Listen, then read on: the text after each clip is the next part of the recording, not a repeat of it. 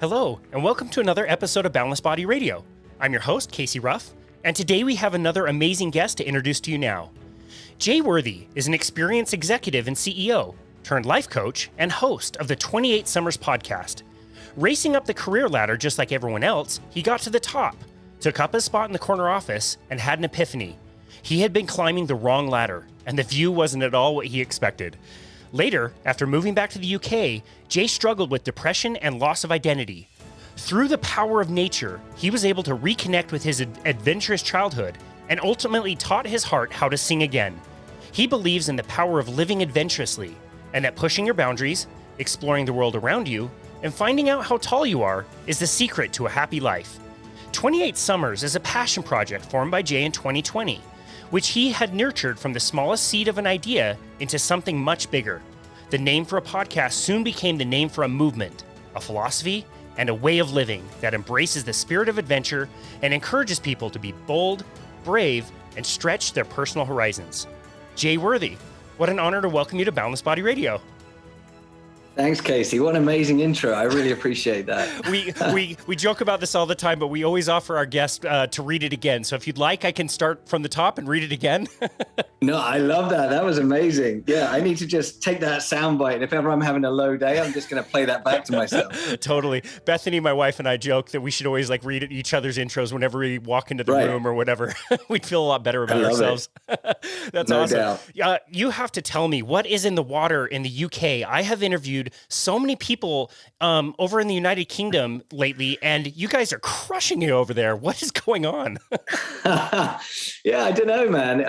Well, look, that's kind of you, but I think that there's definitely a growing trend, isn't there? Both in the US, where I was fortunate enough to live for several years, and here in the UK and in many other countries around the world, where people are starting to reconnect with what really matters. And I think so much bad stuff came out of COVID and this global pandemic. But one of the glimmers of hope, I think, is that people are more aware than they were before. I think a lot of people, and I was one of those for a long time, are on cruise control, right? Like living in autopilot, just one day to the next.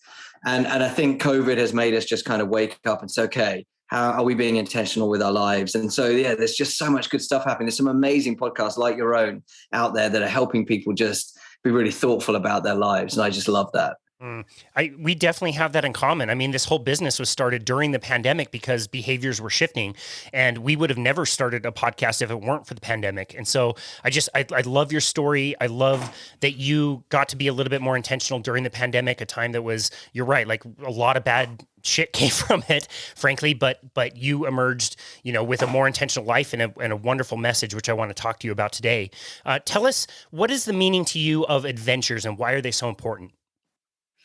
Yeah, that's a big question, but I think, first of all, the meaning of adventures, I think we need a new definition, right? First of all, because if I said to you, like, describe somebody to me who's an adventurer, tell me somebody famous who's an adventurer. Most people are going to say people like Ranulph Fiennes or Bear Grylls or Steve Backshall or even like Jocko Willink, and there'll be these names. There's one thing that unites all of them. Okay, they're male. They're also more often than not white males, and so we have this kind of stereotypical perception in our mind that adventurers are these kind of gnarly bearded dudes that climb mountains and conquer oceans. And the reality is that that's just such an outdated view of the world. And there are all kinds of adventurers in this world, in everywhere, in every shape that you can imagine, from every part of the globe that you can imagine. And so for me, adventure is not so much what you do, it's how you approach life. So for me, I talk a lot about living adventurously. And what I mean by that is being really intentional with your life every day to say, I don't want to have any 0 days. And a 0 day is where, you wake up, you go to work, you coast through your day, you go to bed, and 3 days later, you don't remember what you did that day. So if on the Thursday I ask you what you did on Monday and you don't know, you're in autopilot. You are just you're not in the present. You are just on cruise control and you're just surviving. And so living adventurously and being adventurous and therefore being an adventurer, for me, has nothing to do with the activity that you do. It's the spirit and the mindset with which you approach life. I love that. I mean, as a person that doesn't enjoy heights, like I don't even like getting on a step ladder, let alone like approaching like a cliff to jump off of into the ocean or something. That's really good to hear. I love how you describe that. I really want I want you to describe the meaning of this quote. I know this is really important to you. If you aren't in over your head, how do you know how tall you are? And that's by T.S. Eliot. Can you describe the meaning of that to you as well? Yeah, it's my all-time favorite quote. It's on my website as well. And the reason it's there is because over the years, when I've done adventurous challenges, endurance challenges, different things that are really stretching my personal boundaries, I get a lot of interesting feedback from people. One of the things I hear a lot from people is, I wish I could do that. And my response is always, well, you can. I'm just a normal guy. I was pretty average at all sports as a kid. I'm still pretty average at all sports, right? The reality is if we push our personal boundaries, we can achieve remarkable things. And I know that's something that we hear a lot, and it sounds a little bit cliched, but you know what? It's 100% true. And so what I take from that T.S. Eliot quote is this idea that if you live within your comfort zone, if you always stay where it's safe and never venture out to the periphery to find, new barriers and to discover new things about yourself, you'll never grow. You're in a state, and if you're not growing, then you're dying, right? So my view is that if you want to grow personally, if you want to push yourself, if you want to develop spiritually and emotionally, then you have to push yourself, and that means getting in over your head. And when you get in over your head, you find out how tall you are. And I talk to people all the time and I say, it may not go perfectly well when you push yourself to beyond your personal limits, your current personal limits. But I guarantee you will always learn something about yourself that you can apply next time. And one of the things that most people normally learn is they gain reference points. And the example I would give here, Casey, I don't know whether you're a runner or not, but let's say you'd never run more than 10 miles. And I said, look, Casey, I want you to run a 50 miler. Right? Then you would say to me, I've never run more than 10 miles. There's no way I can run 50 miles. And I would say to you, okay, well, let's build our capability, right? So let's go out there and start pushing ourselves. So if in 6 months' time you want to run a 50 miler, how long is that going to take you? We might do the maths at your average running speed where you think you might be in 6 months' time. You say, I think I'm going to be on my feet for 12 hours. Okay, let's go have a 12-hour day. Let's just go out and be on our feet. Let's not worry about distance. I want you to be on your feet for 12 hours. And then at the end, I'm going to say to you, see, Casey, now you know what it's like to be on your feet and running for 12 hours. I don't care how far you went, but you've now got a reference point. You pushed yourself further than you've been before. Now let's see if we can go another mile further the next time you go on your feet 12 hours. And it's just this really iterative process that allows you to just constantly evolve your skills. So what is gained from that? Like I could go out and push myself further than I've gone before, or I could go sit on my couch and binge watch Ted Lasso, which is amazing. Yeah. What is gained from pushing yourself? And who doesn't love a bit of Ted Lasso? And like, I'm not one of these guys. So this is I'm glad you asked the question. This is a great moment. So I'm not one of these guys that's like 1,000 miles an hour every single minute. Like I love chilling with Netflix with my wife and my kids as much as the next person. That's not what I'm saying. But what I'm saying is that, we if we run through our life on cruise control, there will come a moment in time where we look back with regret. And I really believe that with my entire being. And I have had some of those regrets in previous parts of my life. And so I know what that feels like. And I also have people that I'm friends with and family members who have that. And so it's a really powerful feeling, right? To look back and say, could I have done more with the time that I had? And that comes from a very particular place. So you touched on in the intro that I was, on the executive career ladder, and I was racing up, and I became a vice president of $1 billion company by the time I was 39, right? A $1 billion company, part of a multi-billion dollar larger corporation. I had all the external markers of success, right? So if you met me, you would say, that dude's got it all together. That is, by the way, what society says is success. He's a successful male, he's got the great car, the great house, the beautiful family, the amazing job. He's got all the toys. This guy has got it all. He's got everything we've been brought up to believe we should want. But you know what the problem is I wasn't happy. I wasn't fulfilled. I loved my family life, but I felt deeply unfulfilled in the career side of things. And I was just kind of going on cruise control. I was going through this corporate ladder on cruise control, and I decided that I needed to try and get a handle on things and start getting control of my days, because other people were owning my days. So I'd wake up in the morning full of energy, and I know this will resonate with you and others, full of energy and intention. And by 9 o'clock in the morning, everything's gone wrong because everybody else has owned my day, and all that intention has gone. And then the cycle repeats itself the next day. So I decided I had to go and get control of my life and start owning my morning. And there are lots of great books out, like the 5 a.m. Club and the Morning Club and all of those. There's some great books to read. I read them all. I consumed as much content as I could. And one morning I was watching a YouTube interview, Impact Theory, Tom Bilyeu's Impact Theory interview with a guy called Jesse Itzler. Jesse wrote a book called Living with a SEAL, Living with Monks. He's a very successful entrepreneur, founded NetJets and Marquee Jets. And he, was just this super energetic guy, just relentless drive for living his best life. And he was 50. And Tom said to him, I got to ask you, where does this energy come from? And he said, I turned 50 this year, and the average life expectancy of a male in the United States is 78. So I got 28 years left. And in fact, it's actually worse than that. I got 28 summers left. I don't even have that many summers left with my kids, because sooner or later they're going to want to have holidays without me. And it just stopped me in my tracks, Casey. I was just like, oh my God, that's what I've been grappling with. And I became utterly fixated with this idea that there's this atomic clock ticking down. This sounds really morbid, but just stick with me. There's this atomic clock ticking down, and one day it's going to hit zero. And I don't know when that day is. But if I did know, if I could see that clock, I would live my life differently. I would not have as many cruise control days, binge watching Ted Lasso. I'd try and fill my life with experiences and memories, because I knew that my time was limited. And then I became super fixated with the idea I should just do that anyway. I don't need to see the clock to live that lifestyle. And so it's not about not binge watching Ted Lasso in your example. It's about making sure that you kind of win the week, that you have more memorable, adventurous experiences in the week than you don't. Okay, for the listener, I'm just going to let you in on a little secret. So Jay and I share the same hosting software, which allows us to make little visual sound bites of really inspirational quotes, and you can post them on social media so people can see them. And so during an episode, I like to timestamp when somebody says something really inspirational so we can use it for a visual soundbite to promote the episode. I have scribbled down probably 6 or 7 already of amazing inspirational quotes. Dude, this is fantastic. I'm so glad you came to these conclusions and that you were willing to share your message. Why was podcasting so important to you, and why was that a medium that you wanted to communicate your message through?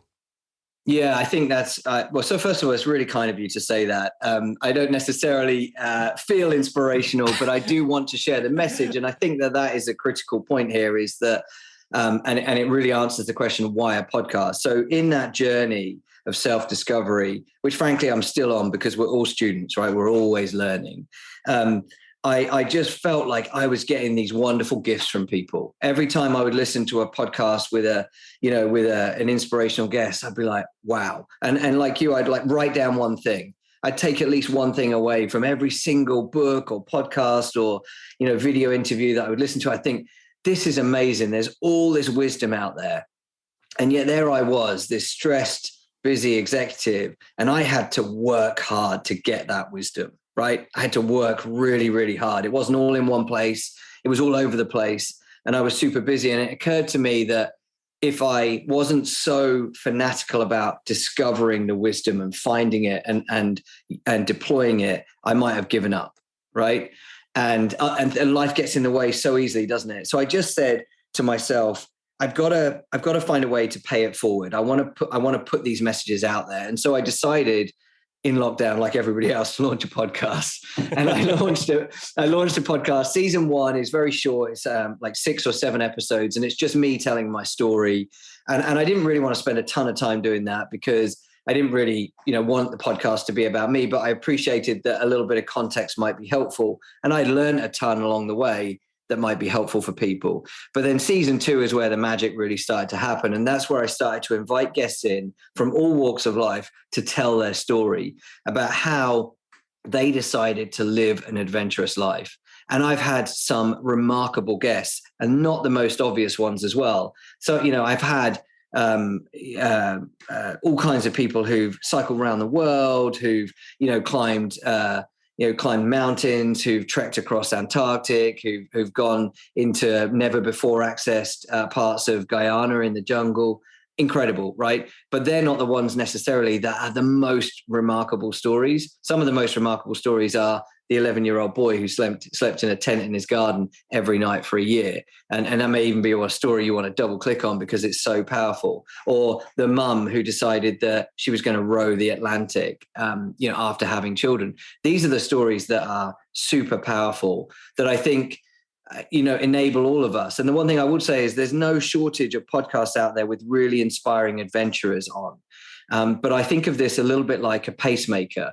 So if you think about your kind of track and field days at school, if you had a pacemaker who was trying to help you run a special time, a fastest time, a personal best, if they were to run on the other side of the athletics track to you, after a while, you're going to lose kind of energy and motivation, because if I'm trying to run my PB for 400 meters or 800 meters or whatever, and I see you on the other side of the track, I never think I can catch you. So the fact that you're running slightly faster than me is actually a demotivator, because I look at it and I'm super inspired, like I'm going to catch Casey. And then after a moment, I start to realize I got no chance of catching him. He's all the way on the other side of the track. So what do? I start to slow down. But a perfect pacemaker, if you were pacemaking for me and you were doing the perfect job, you'd be like one arm's length in front of me, right? Always one arm's length in front of me. So I always feel like I can just catch you. And I feel a little bit like that. We're surrounded by very, very inspirational stories of people that have led very fortunate lives, very successful lives. But what we also need is the messages of people that have led lives just like us, who've gone on to do extraordinary things. Well, just to clear up any confusion for the listener, you would definitely be able to catch me no matter where I was on the track. So that's not in any doubt whatsoever. So that's fine. I love that. I love that message. That's been a really interesting and surprising thing as I've done our podcast is we'll land some really big guests and big names and people that, have created so much content, and it's amazing and wonderful and awesome to talk to those people. But it's also really amazing to know that everybody has a story. You're right. Like, and just, one example I always give is an episode we did with a guy named David Scott. He plays rugby. He's 55 years old. He does a blog and just talks about being a father and, raising his kids and being healthy. And he doesn't sell anything. Like he has a whole different business. And when I reached out to ask him like, hey man, do you want to be on my podcast? He's like, no way, I don't fit on your show. And it's like, you absolutely fit. You have an amazing story. You're not trying to take anything from anybody. You're only trying to give. And it was one of my absolute favorite episodes. Those stories are around us all the time. And I really, really, really don't want to miss the story about Max, which you already mentioned, an 11-year-old.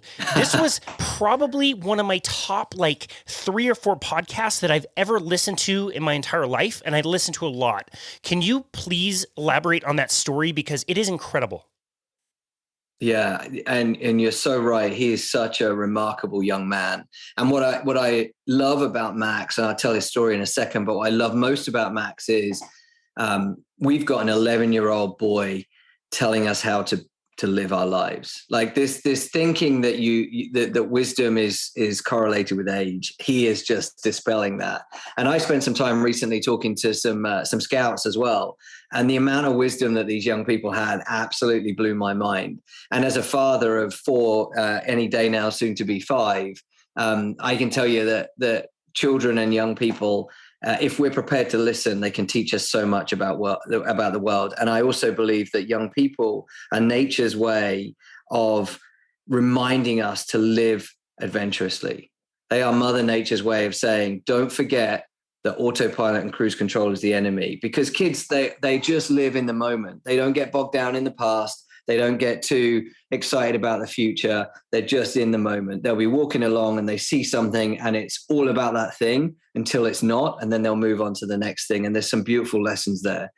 And Max's story is amazing. So Max lives in Devon in the United Kingdom. So it's just in the kind of the southwest coast of England. And he was 11 years old at the time. He's actually recently turned 12. And his neighbor, unfortunately, was diagnosed with terminal cancer. and he was getting increasingly worse, and eventually he had to go into a respite home. And before he went into a respite home, he gave Max his tent. He had a tent of his that he'd used for, his own adventures over his life. And he gave it to Max. He said, I want you to take this tent, but you can only have it if you promise me that you will go on an adventure in it. And Max said, okay. And then sadly, a few months later, his neighbor passed away, and Max decided that he was going to camp in his garden every day for a whole year. And when he told his mum, who because I interviewed her at the same time on the podcast, when he told his mum he wanted to camp in the garden every day for a year, she tried to convince him not to. And then when he told her that he wanted to raise money for charity for the hospice that had cared for his neighbor, she said, nobody's going to sponsor you because, you're just sleeping in your garden. Well, Max has now been sleeping in his garden for over 500 nights in a row, and he has raised over £1 million for charity. And actually, just last week, he won the Pride of Britain Awards for Young Adventurer. This is just a remarkable, remarkable young man who didn't let society and adults and stereotypes tell him that he couldn't do something. And he's just kept on going. He is still sleeping in his garden every single night in a tent. Wow. It's so incredible what, one person, you think 11-year-old, you're right. Like what can you do in this world? And he started off with a goal. I think he wanted to raise 100 pounds. Is that right? That's right. Yeah. And it's over. It's so amazing. And he even outlasted the tent. Yeah, he did. He's been through dozens of tents. And also one of the things I think is most beautiful about this is to celebrate his 1 year anniversary of sleeping outside. They all organized something called Max's Big Camp Out. And they got children all around the United Kingdom to camp out that night in their own backyards and raise money for causes that they cared about as well.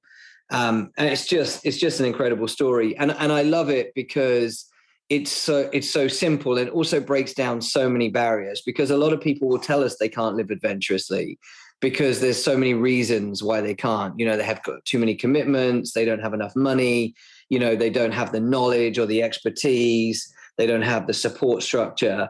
And this guy just said, I'm going to sleep in the garden for a year. That's a big enough adventure for me. And I just love that. You got to be excited about what he's going to go on to achieve in his life. Absolutely. Oh, absolutely. That's amazing. I just have to point out too, like what an amazing lesson taught by an 11-year-old, but also we have to give a ton of credit for an amazing lesson in parenting in the day and age where, kids are not allowed to roam the neighborhood and figure things out for themselves and have adventures. It's so incredible to hear, that the mom, who obviously at first was, a little skeptical, but let her son do what he wanted to do.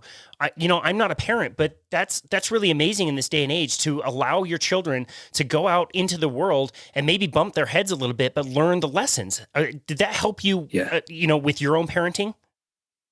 Yeah, and no question. I think for the Max's story was really powerful for my own kids because it inspired them to want to do things themselves. And they talk about him often and talk about trying to do things themselves to raise money for other causes. So I love that. And yeah, I mean, absolutely. I think that the Max situation is a perfect reminder to always, allow your kids the space to grow and find out who they are. And I feel really strongly with that because there's no manual when you become a parent, and you're just kind of expected to know how to deal with it. And it is, equal parts the most amazing adventure you'll ever have in your life and the hardest adventure you'll ever have in your life, because there's no right or wrong answer, but finding your path with your kids and allowing them the space to try and fail, I think is super important. And I would just say this as well. I think that, and I see this all the time. I saw it with myself and I see it with others, is that, when adults fall over and don't know how to cope in the real world, or they don't know how to handle risk or assess risk, we're really surprised. But we shouldn't be, really, because if we don't allow children the opportunity to assess risk on their own, then we are kind of supplanting their judgment for ours. So then when they go off into the world to become young adults and try and make decisions on their own, they don't know how to, because somebody's always done that for them. And so that's why in schools and at home, we have to make sure that we allow our children to experience new things, try and fail and take risks. I love that. I love the phrase, hard now, easy later, or easy now, Yeah. hard later. And I think we have a generation of kids that are coming up in the world that are going to have a really tough time dealing with, the adult things that all of us have to deal with, and struggles, and, owning a home that's always breaking, and all kinds of stuff that they're not used to facing.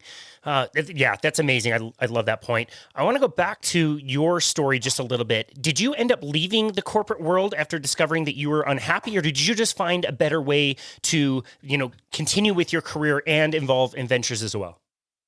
Yeah, so I both really. I left. I left initially, and that's a whole separate story and a whole separate podcast episode. But suffice to say, the dream came to a rather abrupt end, and we found ourselves, with 60 days to leave the United States because of the type of visa we were on, with a young baby at the time who'd just been born in Chicago.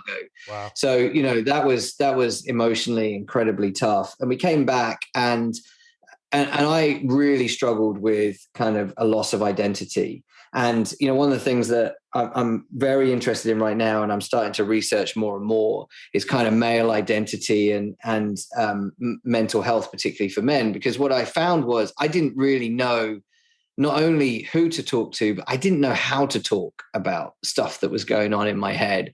And thankfully for me, I found nature. I found the outdoors. I went out trail running and rediscovered a passion and a love for being outdoors. And I found that there was a direct correlation between my mindset and my mood and the amount of time that I'd spent outdoors. And so just kind of self-hacked that and found a way to kind of get better. And then through that process, started to talk more about my feelings. But for a lot of guys, I think it's very difficult.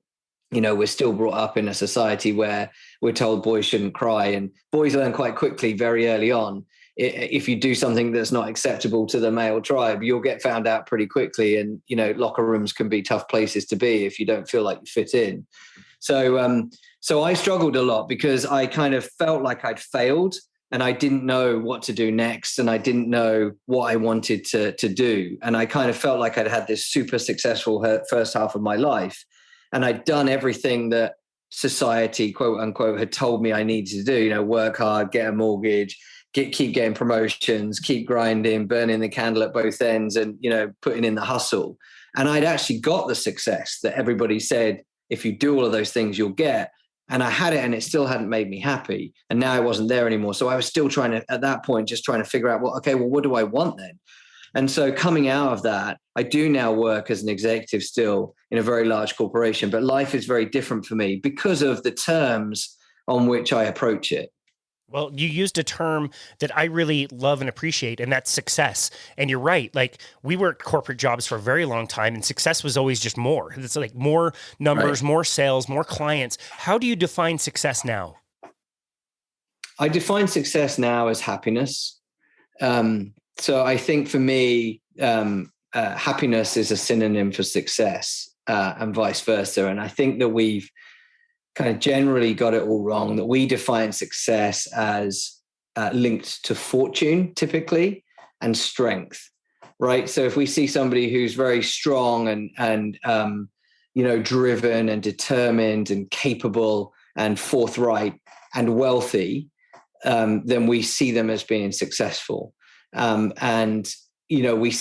don't necessarily always look at the janitor or the waiter who's got a super happy life, who coaches the kids' sports teams on the weekend and helps out with a load of good causes and generally just is very, very happy and content. We don't look at those people necessarily as successful, but I do. I absolutely do now. And I recognize that success has nothing to do with wealth and nothing to do with job titles and everything to do with happiness. If you're happy, you're successful. I love that. I couldn't agree more. You also mentioned the outdoors, and we are fortunate enough that we've created a life for ourselves that we can be outside around our neighborhood for a good chunk of the day. And Yeah. that was definitely a gift of the pandemic. And we have to be so grateful for that. Can you describe a little bit what is the magic about being outside and outdoors and being in the fresh air and sunlight? Like what kind of magic does that provide? Yeah, well, I mean, first of all, so I one of the things that I decided to do when I came out of the other side of, my flat spot, as I like to call it, was I enrolled on another master's. So I'm studying for a master's at the moment in outdoor education and adventure, and I'm Oh, specifically focused on learning about the impact of the outdoors on the mental well-being of humans, and I'm very focused on men because of the suicide rates as we see them for men worldwide, age 40 to 49. I happen to be 44, and I see a lot of men struggling to figure out who they are, what they stand for, what their role in society is, how they should process their feelings. And I think that the outdoors can play a really important role. So this is like really important to me. And I'm sure I'm not going to do the whole subject justice in a short amount of time. But I would say, number one, I believe fundamentally in these notions of kind of biophilia and ecotherapy, this kind of concept that, it's actually ingrained in our DNA that being outdoors heals us. So there's things like forest bathing in Japan, which you may have heard of, or ecotherapy, which I mentioned already, which are, essentially now being researched, and the evidence base is overwhelming to suggest that they not only have a really positive impact on things like cardiac risk factors, and so more of the traditional kind of physiological factors that we would normally think exercise would improve. Just being out in nature can improve those markers. Just walking, for example, at a very low intensity every day can give you positive improvements in your, cardiac risk markers and other kind of traditional physiological markers. But also, they've been proven to show a meaningful and significant change in things like depression matrix scores. So, if we're measuring control groups and we're saying, how depressed does somebody feel in their present situation, and then we do a study where we take them outdoors and then we look at them again. There are studies out there, and I can send you some links to them, that are actually evidencing now, and have been doing for the last 10 or 15 years, that getting outdoors can actually kind of rejuvenate you and heal you and help reset your perspective. So I believe the magic is in getting outside. There's even science to say, and this is funny because you talked about, being a parent. So any parents that you have that are listening will kind of smile at this, because quite often our kids will go out and they'll grab a piece of, dirt off the floor or a stick, or, and we've got them in their best clothes or whatever. And we might say to them as parents, we might say, oh, don't do that. We don't want you to do that because you don't want you to get muddy. But there's actually now scientific evidence that touching soil can improve your well-being, right? So it's like humans are wired to be outdoors and to be connected to the earth, and it's like we've become increasingly separated. And I like this word that I can't claim as my own, but this notion of being containerized.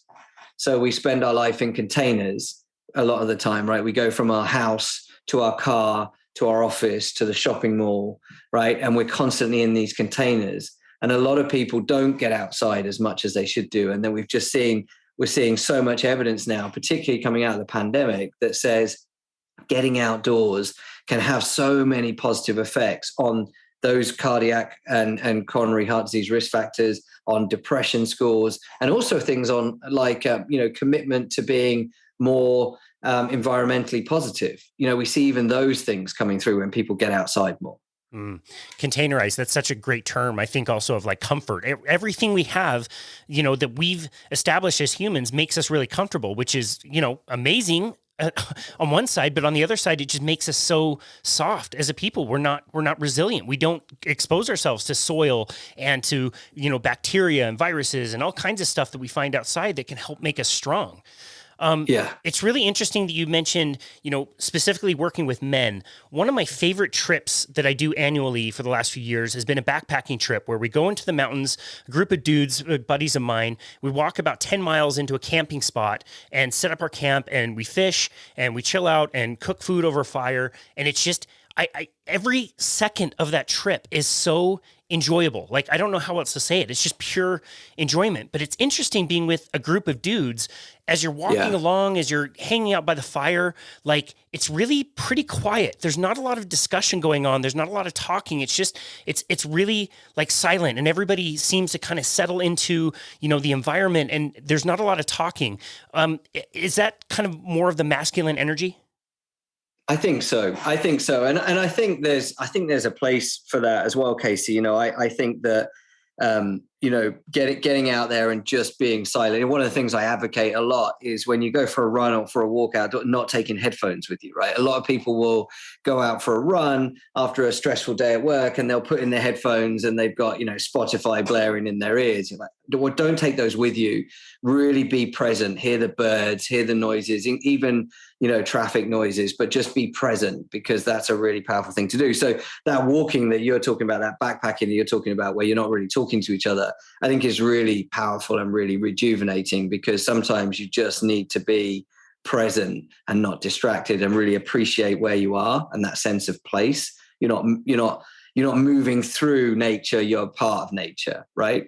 So I love that. But I do think that in the same breath, men in general, and this is a really sweeping generalization, but also I think a lot of guys will probably honestly say, yeah, that's true. Like, we're not very good typically at talking about our feelings, right? In general, I know, again, very big generalization, but that is this kind of tradition where we don't necessarily talk about our feelings, and we don't necessarily, when we go out, we want to either go and do some kind of sport or some activity. And so I'm kind of really interested in this idea of getting men talking more about what's going on inside, because there are these worrying statistics on depression and suicide, and they don't seem to be getting significantly better. So I'm curious to know if there's ways that we can help men process what's going on inside a little bit better. And I think that there's something incredibly kind of powerful and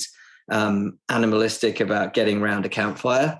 I think it's in our DNA, right? In our ancestral DNA. When we sit around a campfire, I think you can get guys talking a lot more than you could do if you went and sat around a circle of chairs in a community center somewhere. Yeah, I love that. I agree 100%. I think the talking that we do becomes more meaningful and more impactful, and just being around each other just creates this bond of like a shared fate. We're all in this kind of together. It's funny you mentioned the headphones. Man, I would do the same thing and recommend that nobody use headphones, but I'm fortunate enough that I live like 30 minutes from the mountains, and so we can go hiking all the time. People are using Bluetooth speakers on hikes.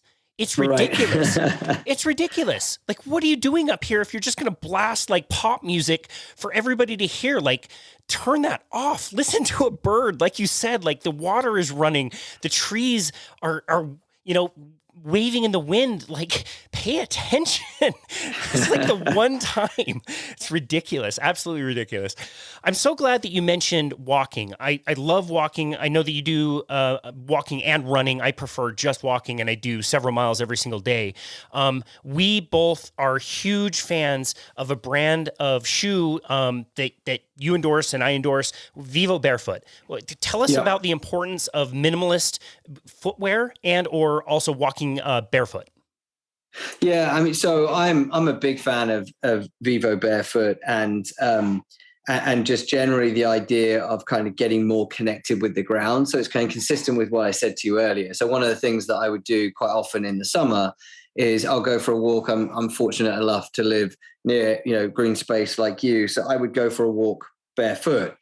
You get some funny looks from people, but it's a great way to kind of ground yourself. And I to be honest, I am not familiar with the research that if there's any kind of scientific basis to getting your feet connected with the ground in terms of mental well-being. But there are some interesting studies, and Vivo have shared some recently that show that when you when you wear shoes like theirs that are opening up the toe box and giving your feet room to breathe, and also not taking away the communication that they should have with the ground that they're walking on, is actually really incredibly powerful for your foot health in general, rather than your mental health. I think it would be really interesting to start to study that from a mind connection perspective as well. But yeah, I love Vivos, and I every time I go hiking, I wear Forest Trail Vivos. So you'll see a lot of people when they go hiking, they wear big kind of clunky, heavy duty boots. And I like the really low profile ones because I like to be able to feel the ground that I'm walking on, but I can't necessarily go barefoot if there's kind of stones and stuff everywhere. So yeah, it's something that I'm really, really passionate about. I love that. I love that you said, feeling the ground. Couldn't agree more. I mean, you're right. Like, I'm not aware of any research that's done about that and about grounding, but I can just say anecdotally, in my experience and the experience of people you and I both interview, most people say like the ability to feel the ground and feel the earth and connect with the earth, is so beneficial. Yeah. Yeah, there's definitely there's got to be something there, and there, the analogy that I would give is say to people like, how good does it feel when you go on vacation, you take your shoes or socks off, and you go and stand on the beach and you feel the sand in your toes? Like, everybody understands that feeling, right? They recognize that, yeah, that's a feel good moment, but it doesn't have to be the only moment that connecting with the earth can feel great.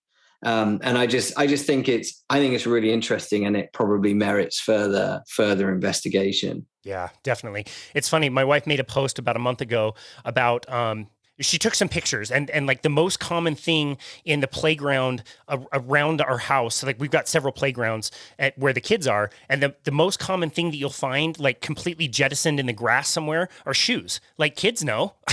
They know it can be cold. It can be rainy. They don't like shoes. They like to be barefoot, and you can see their little feet spreading and grabbing onto things. And it's just something we lose as adults, but you can see the kids just know it instinctually. Yeah, absolutely. But I think the consistent theme from a lot of the things that we've talked about, if you approach your life more in a more childlike way, you're probably going to be winning at life. Totally. One of the things that I love to do, and I do this a lot with my kids, so whenever we go for a walk, we do this, is we climb trees. And again, you get some funny looks when you're out there walking your dogs, and then you look up and you see there's a guy, 45-year-old guy at the top of a tree. But I love climbing trees, and I definitely feel re-energized and rejuvenated when I climb trees. And again, there is some scientific evidence that suggests that even touching the bark of trees is powerful. And it's funny how these things come in cycle as well, because you remember, I don't know, 20 years ago, we would talk about tree huggers, and anybody who was touching trees to try and get a boat, we would think they were crazy. And then in this country, we had Prince Charles saying to the media that he talked to his plants, and everybody said that he was insane. But now you're starting to see evidence coming through that suggests actually there's something there, that actually being more deeply connected with our surroundings and actually having physical contact with nature can rejuvenate. It can be the tonic that ails us. And a lot of people are really just struggling with a lot of stuff. And there is this wonderful world out there. The one thing I would say is that I'm very aware that, you got two guys here talking about, and we're super privileged, right? You're close to the mountains, I'm close to a huge forest. And I think what we have to do is we have to start thinking about, how do people who live in city areas that have minimal access to outdoor spaces and green spaces, how do we make sure that they can get access to some of these benefits? Given that we know that there is increasing urbanization in the world, so more and more people are moving to urban areas, and we know that there's increasing rates of mental health issues. So, how can we see if nature has this ability to, or harness that ability to heal people, and then make it much more accessible for people from lower socioeconomic groups, different ethnicities, people who live in inner city areas? That's the key, right? Because we like to think that the outdoors is free and available to everybody, but in truth, it is actually a very privileged experience. So what can people do? Like, if you're trapped in a city, and you're right, like different ethnicities or, economic situations, like how can they, get outside even just it's the best thing to get outside just a little bit more and just experience, parks and outdoor spaces as best they can? Yeah, I'm not sure that I'm the right source of kind of wisdom for this. I will tell you that I read a lot on this subject, and I was reading a paper recently about how humans react to kind of daylight. And there's some interesting research out there. There's a lot more work that needs to be done, I think, but there's interesting research out there that says, getting outdoors and getting the sunlight, even if it's cloudy, on your face. It could be a really powerful way to rejuvenate. There's also things like, windows, being close to a window that looks over a green space. So I think a lot of the things that need to happen will play back to kind of the concept of urban planning. So, those in positions of responsibility as it relates to urban planning or building development or, green space preservation is making sure that they're thoughtful about the types of experiences that they create for people. And then the situation gets even more complex because we need to make sure it's safe for people, right? They need to feel safe to go outside and not feel like they're risking, being attacked or being in a dangerous situation by going out walking. So I fully appreciate it's not as simple as just saying to everybody, open the front door and get outside. But at least knowing that is powerful is a good place to start. And then we have to figure out how we can enable, as many people as possible to get those benefits. Yeah, that's a really good point. And on the flip side of that coin, for people that are affluent, maybe in the situation that you were in, it's also a little bit of a question of priority. Like if you've got the resource, are you buying the amazing car and the huge house that you have to pay for and insure? Are you choosing to live a lifestyle that locks you kind of more inside, or are you prioritizing getting outside and maybe living a smaller life, maybe not having the car that's always keeping up with the Joneses and kind of learning the same lessons that you ended up learning, right? Right. Totally agree. Yeah. Interesting. Well, the episode that made me want to reach out to you and interview you was with one of our mutual friends, Mike Kavanaugh. And one of the recommendations that you had there seems to be applicable from pretty much anybody. And in fact, I was out on a walk when I heard it. And as soon as I heard it, I changed course of where I was going to walk so that I could take your advice. And I started to head up a hill to overlook the entire neighborhood. And your advice was to get high. Can you explain why you recommend getting high and why that might be different than what the listener is thinking about right now? Yeah, it's a good soundbite though, isn't it? If you tell people to get high, they're like, "Oh, wait, what? He's saying that we should get high?" Yeah, but it's true, and I think it's funny because you mentioned earlier that you have a bit of a kind of residual fear of heights, and I think that's interesting for two reasons. One is because I think a lot of guys don't actually talk about what they're scared of, which I think is really fascinating. And I too have a bit of a residual fear of heights, and so.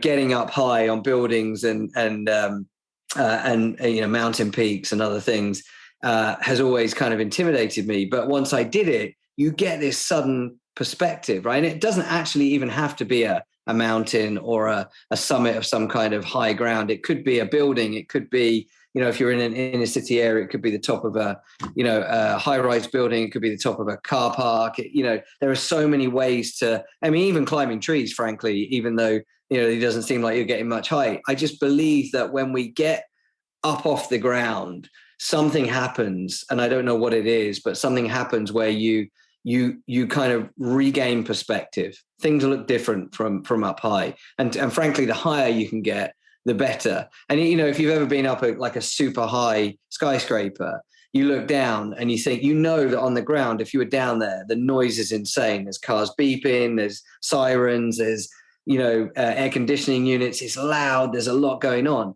You're stood on the top of the building. You don't hear any of that, but you are looking at all of this majesty in front of you, and you see everything that's available to you, and you see all the things in the distance.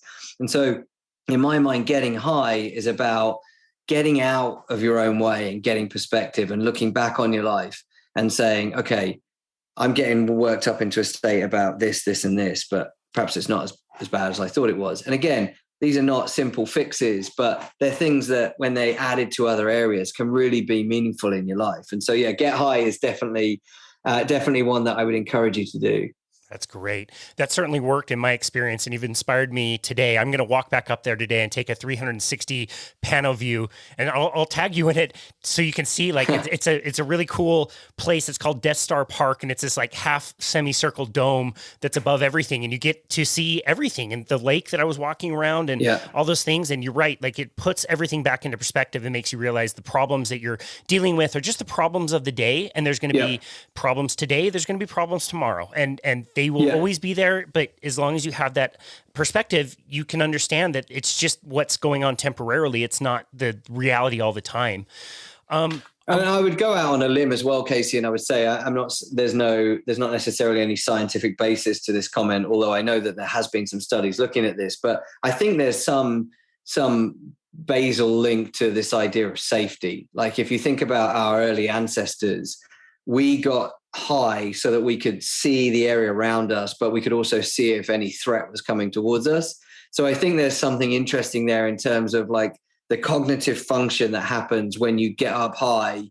You maybe relax more because you feel less threatened, and that allows you to process things. So I think that's a really interesting notion. And if people have never done it, like just finding a local peak that's 600, 700, 800 meters high, they don't have to be huge, but getting up and getting that perspective, it's like a game changer. That is such a great point. One of my favorite books is called Go Wild with John Rady and Richard Manning, I believe. And they make that same point that you will feel a little weird being in the trees, but generally speaking, once you get to an open area, you'll kind of calm down and survey everything and feel a little bit more mellow because you can see everything. That's such a great point. I love that.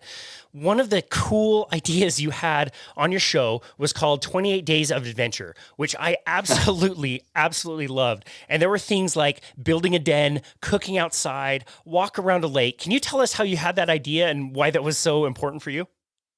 Yeah, so we've all had a tough couple of years with this global pandemic, and many of us have been kind of stuck or confined to home, and so depending on what country you live in, depends on what the rules are. But for example, here in the UK, the first lockdown we weren't really allowed out at all. Second lockdown, we were told, hey, you can go out and you can do an hour of exercise a day, as long as you're not driving away from your home. So there were these kind of opportunities to be outdoors. Well, after a while, there's only so much kind of walking around your local area you can do before you start to lose interest. And I, at the same time, love going on bigger adventures. And I in the last 12 months, I've done some amazingly big adventures where I'm kayaking hundreds of kilometers. So when you have those things in your life, if you suddenly have them removed, it can feel pretty claustrophobic. And so what I said to my wife was, I'm going to do 28 days of adventure. I'm going to go for a micro adventure. And this is a phrase coined by an author called an adventurer called Al Humphreys. He wrote a book called Micro Adventures. It's a really good book. I highly recommend people buy it. And in that, he talked about this idea that not all adventures need to be huge, right? You can go and have an adventure from your front door. And so I decided I was going to do 28 days of adventure. And if anybody goes to my Instagram, you can find me at One Day Adventurer, the number one. And I have them posted on there. You can see them on my feed. And in essence, it's things like, cook breakfast outside before you go to work. Like we all cook breakfast outside when we go camping, but how many of us do it before we go to work? Or, watch the sunrise and the sunset on the same day. Like, again, such a simple thing. It's completely free. But how many of us have actually done that in recent memory? Like got up with the sun and I'm not saying go out with the sun and gone to bed as the sun, been around as the sun comes down, because that happens a lot because we're all busy. But I mean like intentionally sitting and watching the sun rise and then intentionally sitting and watching the sunset on the same day. That is like an amazing gift of nature. Every single day, it's like nature's Netflix, right in front of you. That's free every single day. You don't have to pay a subscription to that. Or walking out of your house and deciding that you're gonna walk out half a mile and then walk a perimeter from that half a mile point all the way around your house. Or within that, I also ran every street in my local area where I live. Wow. There's so many little things that you can do, and could be do like yoga outside, or paint a picture of a landscape, or go climb 6 trees, or go on a treasure hunt. There's so many little things you can do, and almost all of them are free. I absolutely love that. I love that concept because it's so accessible. You're right. It's not like, Right.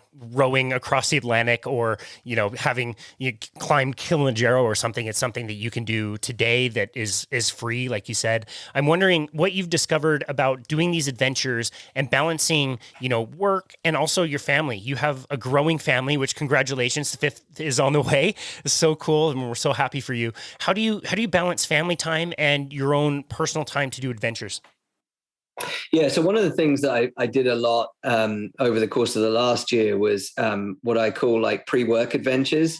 So that was something else that I promoted on my social, was a load of ideas for people to have adventures before they get going. So if you think back to my original story, it's this idea that my mornings were being derailed by other people and other issues, and that was having just such a profound effect on my headspace, my mindset, and my life in general. So I got control of my mornings.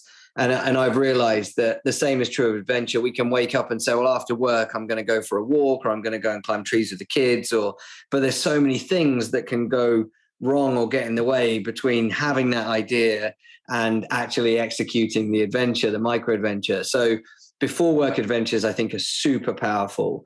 If you have the ability to wake up early, getting up early, and being adventurous in the morning before you go to work is definitely a really amazing thing to do. And then the other thing, which I'll be talking a lot more about over the course of the next 12 months, particularly on my social media, is adventuring with the family. Is it doesn't have to be this kind of isolated, selfish thing. It can be something that the whole family do together. And after that, we did the 28 days of adventure. The next month, my kids and I, they have something in the UK called half term. I don't know whether they have it where you are, but midway through the school term, they get a week off.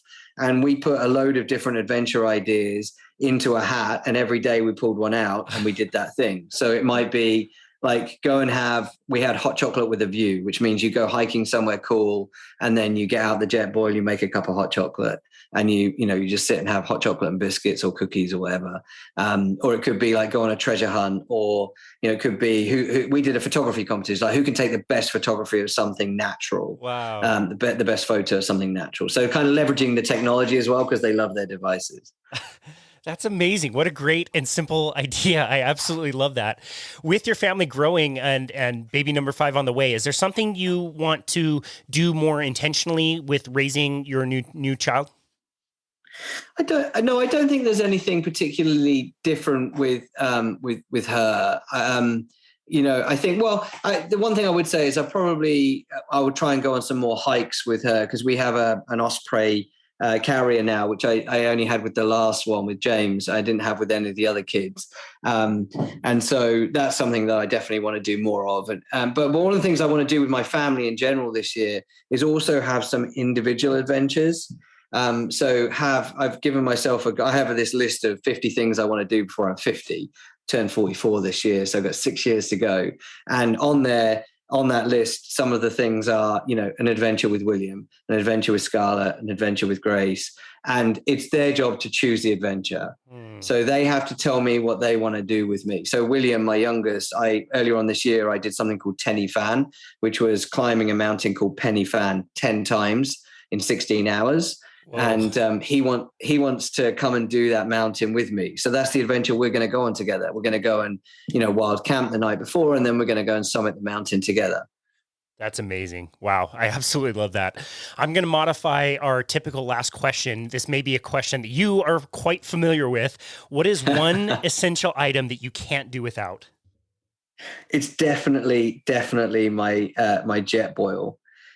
So jet boil is like a fast boil, like a propane gas kind of stove, and it just rapidly boils water. So I use it with the kids all the time. If ever we're going for a walk, I put it in the backpack, and I'll make them some hot chocolate. But I'm like a bit of a coffee junkie, so I love a coffee. So we'll have a coffee out there. But when I've done a lot of the adventures that I've done, sometimes they're very long and quite arduous at times. Just a really nice hot cup of coffee it warms the soul. That's a great answer.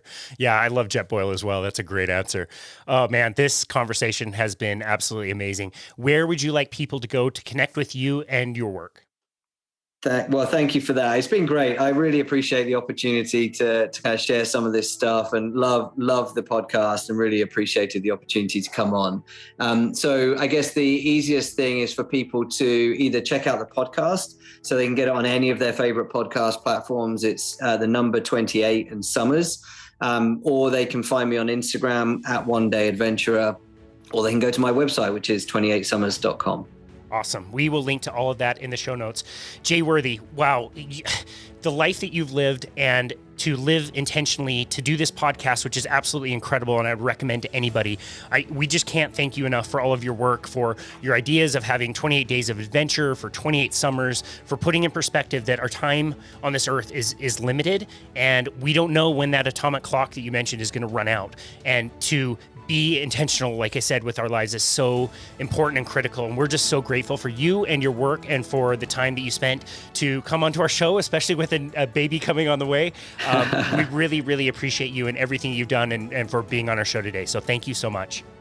No, thank you. I appreciate it. It was a real joy. I absolutely loved every moment. Thank you. You're very welcome. It was such an honor.